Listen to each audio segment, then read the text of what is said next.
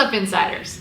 If you want to learn more about how we are making it easier for you to handle manual claims on your channel, watch this video. What's up, everybody? I am Barbara. And I'm Mach. What do you do here? I'm a product specialist on the Content ID team. Content ID, claiming, manual claiming, all sorts of claiming. Yes. First things first. So we were having a little pre-filming chat. And I have just learned about the differences between Content ID claiming and manual claiming. I'm familiar with Content ID claims. Yep. And so this is when content owners come to YouTube and they supply reference materials.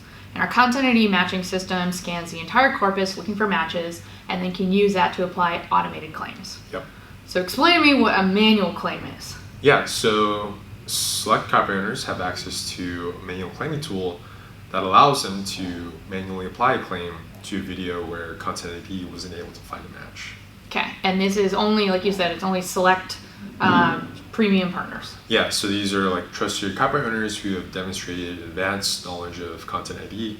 All right, now that we've broken down automated Content ID claims and manual claiming, how they're different, what are the exciting things you want to tell our insiders about? Yeah, so I'm really excited to say we have two changes that should really help address the challenges associated with manual claims. So the first one is we're now requiring copyright owners to provide timestamps for all new manual claims. Required. Yes. Manual claims are now required. You must have timestamps into your videos where the content is being used. Yeah, so exactly. They have to indicate exactly where in your video their copyrighted content appears, and we'll surface this information to the creators. Yes. And number two is with this timestamp information, we've updated our what we call post-claim editing tools. So these are tools that allow you to remove the claim content from your videos. So we've really streamlined the process from point of removal for the manually claimed content. Yep. And number two, once that content is removed, the associated claim should be also released automatically. Should be lifted. Yes. And for those of you who haven't really dived into the world of content claims, it wasn't totally clear to me that this functionality didn't exist with manual claims today. So on my personal channel, I've got claims across the board, and didn't realize that whenever my videos had been manually claimed, I didn't have timestamps to know where in a 4-hour live stream archive a match had occurred where I had used somebody else's content. So this is really just making these two ways to claim, making them more similar in terms of functionality on the creator side. So it's basically bringing those options that we had for automated claims to the manual claims ecosystem. Yeah. All right, so how do I see these new changes? Yeah, so these changes are in YouTube Studio Beta. We have something called the Video Copyright Info page. So this is where you can see what content's being claimed, who the claimant is, how that claim impacts your channel, monetization, things like that. So you want to go through the video list, and then check either the visibility column or the monetization column, and you'll be able to see whether a copyright claim is on your video. Yes. Okay, so once I have a manual claim on one of my videos, what actions can I take as a creator to deal with it? Yeah, that's a great question. So there's a few options you can take. The first one is if you get a claim for music, you can actually now mute that timestamp segment. So we've heard a lot of feedback from creators where they just want to just mute the song in their video that's being claimed. Yeah. We'll now have this option available. Yeah.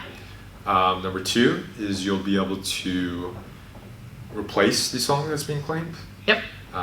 So this is a feature that allows you to replace the claimed song with a song from an audio library. Yep. So these are tracks specifically licensed for use on YouTube, free to use. You're able to monetize your videos. And we're also going to add a feature where you can, visualize the claim in the video player. Okay. So you can actually position the track that you want to replace in across that claim.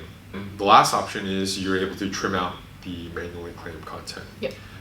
So if that claim appears in the beginning of your video, the end, or even the middle, you can use the YouTube editor to trim out that content. And soon we'll actually have an explicit trim option in the Video Copyright Info page. So that will be an option in the dropdown where you can try to resolve that claim. So today it would be a very manual process to go and open up the editor, find the timestamps, and go and trim it out. But in the future, it's going to have a trim this section from my video. Exactly. So you can just trim that just one click. Okay. So you've covered some of the new functionalities that we have available, but as always, we have some other ways that you can deal with manual claims. Yeah. So you can do nothing. If you agree with the claim, you can just move on.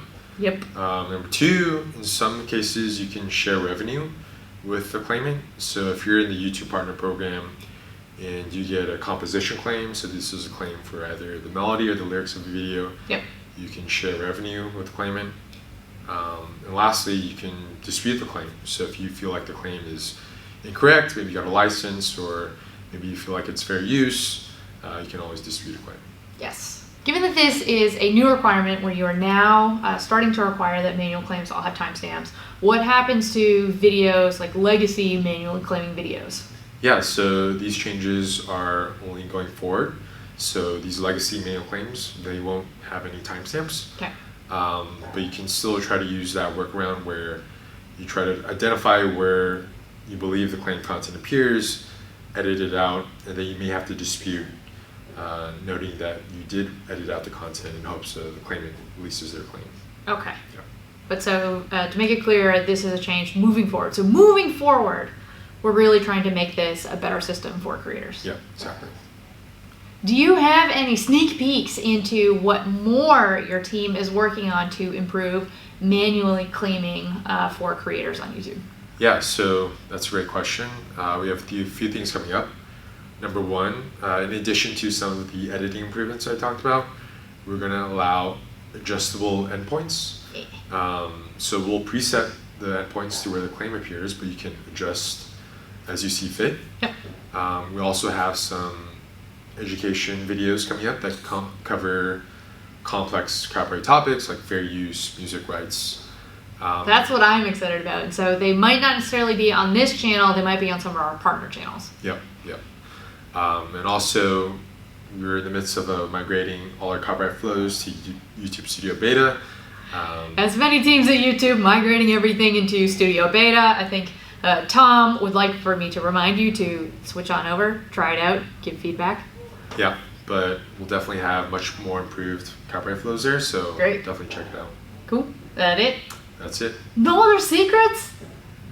Stay tuned. Okay, stay tuned. If you guys have any comments, feedback, leave it down below. I'll definitely be reading, keeping a close eye out, and responding to any of those comments. And please like this video, subscribe if you would like to get more information like this. As a reminder, you guys are watching Creator Insider. This is our informal source to have real talk conversations between the engineering teams, pushing out new features to you. So if you want to see more videos like this, please do subscribe, tick that notification bell if you want to get notified, and we will see you guys in the next video.